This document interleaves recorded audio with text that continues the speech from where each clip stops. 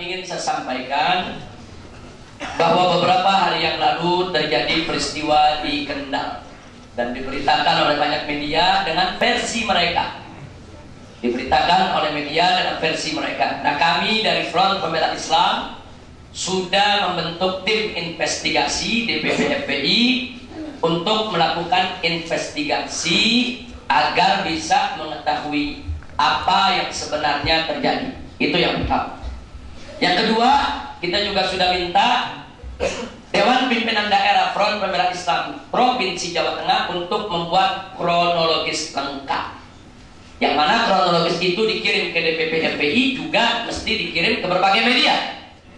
Nah, tapi tidak satupun media yang sudi untuk memuatnya.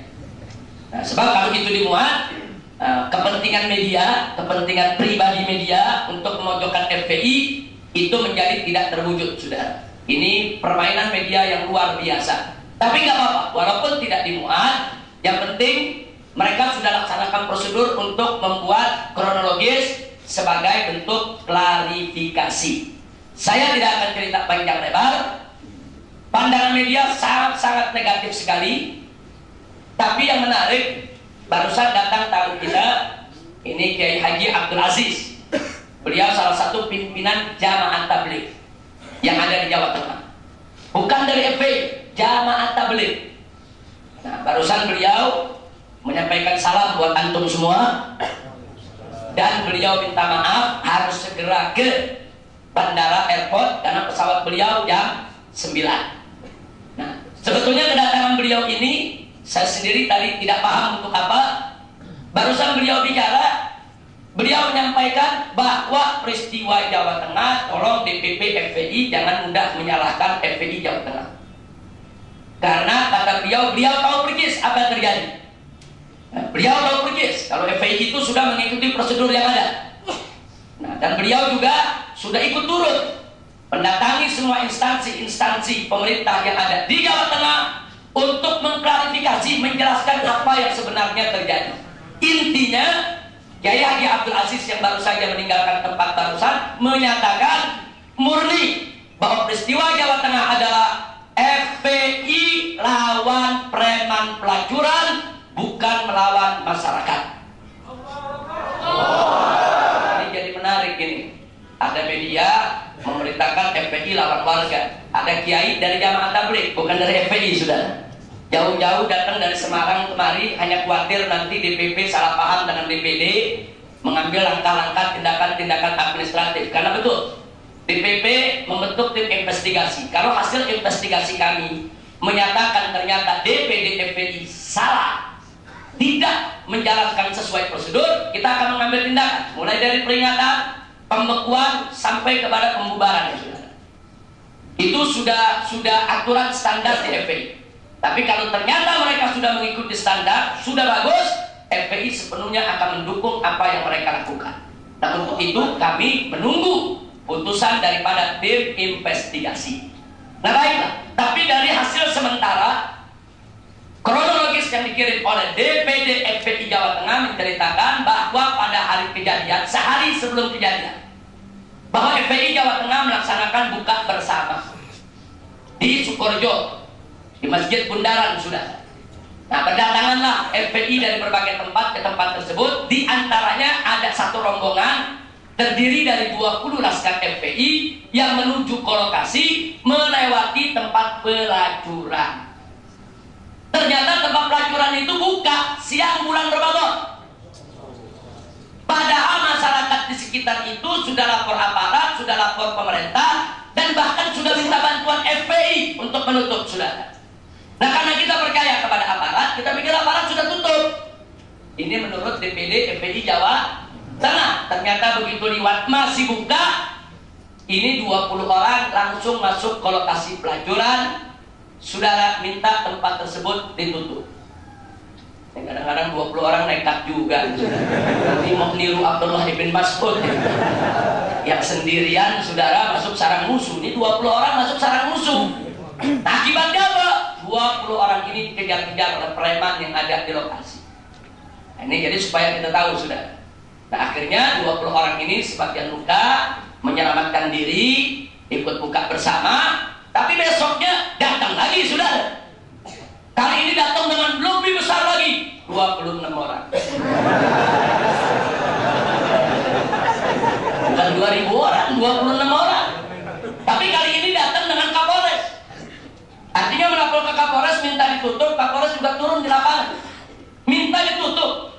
Sudah tidak ada bawa senjata, bukan bawa berat. Setelah ngotot, diskusi di lapangan, akhirnya ditutup oleh Kapolres. Sudah selesai ditutup, 26 orang ini balik. Ternyata baru balik beberapa ratus meter, mereka sudah dikepung oleh ratusan preman dengan berbagai macam senjata tajam. Salah satu mobil sewaan. Supirnya panik, karena bukan laskar FPI, orang lain. Panik, tancap gas, 7 orang ditubruk. Sudah.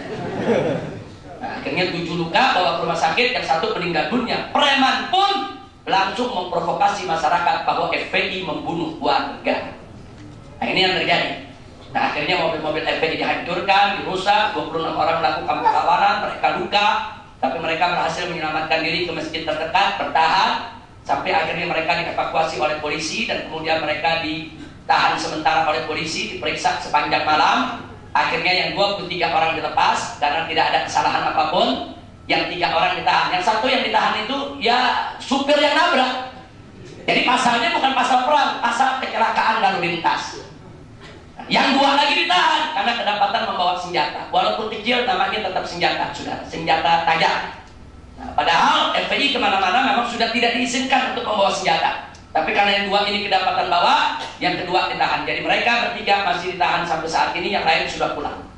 Nah, sebetulnya peristiwanya hanya sebatas itu, tapi sekarang kita lihat di televisi, FPI lawan warga, warga ngamuk, bakar mobil FPI, menghantam 26 laskar FPI, FPI dibenci oleh masyarakat.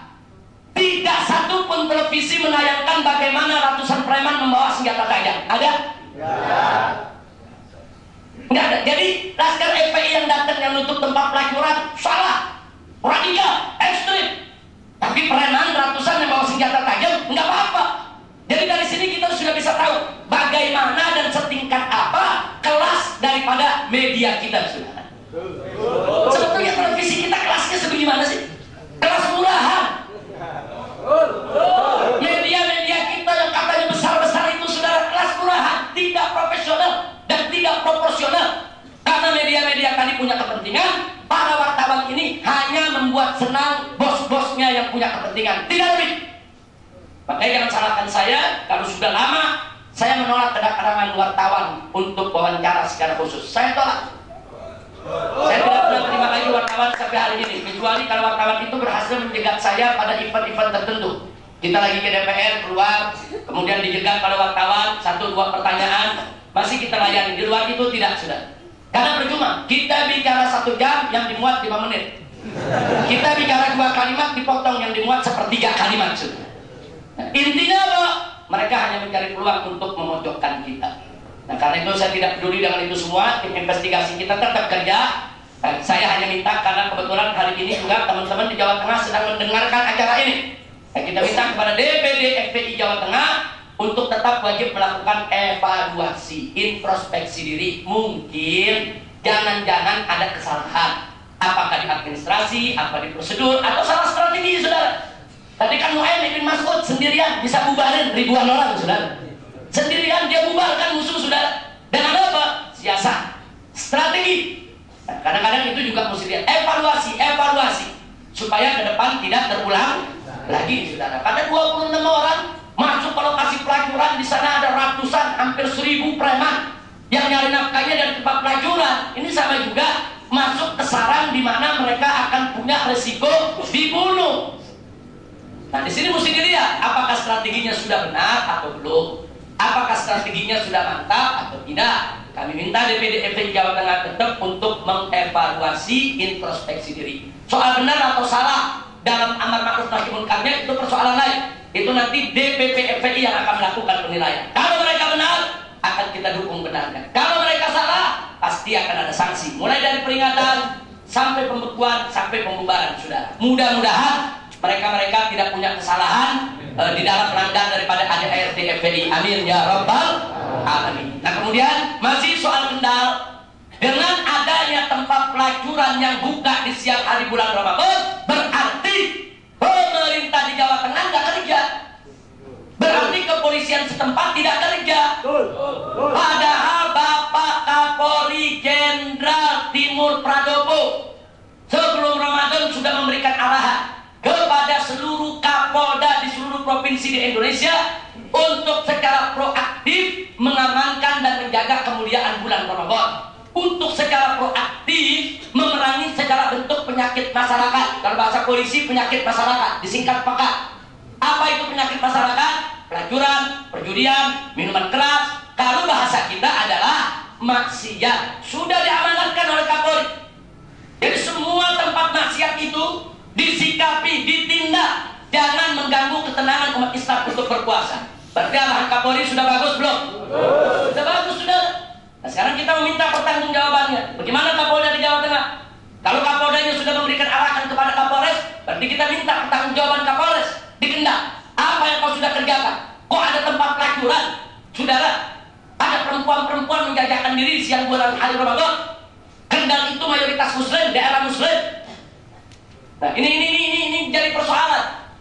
Nah, apakah hal semacam ini disoroti oleh televisi? Yang disorot cuma FPI. Udah FPI jadi korban disorot tadi sudah. Udah disorot dijelekin.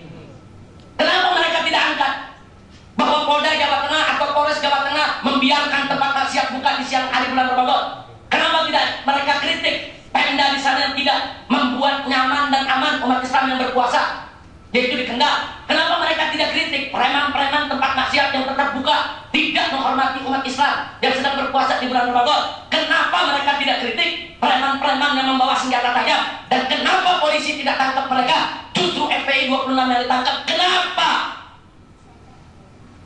Nah, ini menjadi kritik kita, dan ini bagian akan kita investigasi, saudara. Nah, itu saja. Bagi mereka yang mau tahu lebih jauh, silakan buka website FPI, www.fpi.org.id. Nah, kalau ada wartawan protes, Habib kalau begini menghalangi informasi. Kalau nggak mau diwawancarai, berarti Habib ini menyembunyikan informasi dari wartawan. Saya tidak pernah menyembunyikan informasi. Anda mau informasi, buka website FPI, selesai. Kalau wartawan bisa buka website FPI. Di sana kan ada pernyataan daripada pimpinan-pimpinan FPI. Silakan mereka kutip kalau mereka mau kutip. Kalau mereka tidak mau kutip, saya juga nggak mikirin kok, masa bodoh.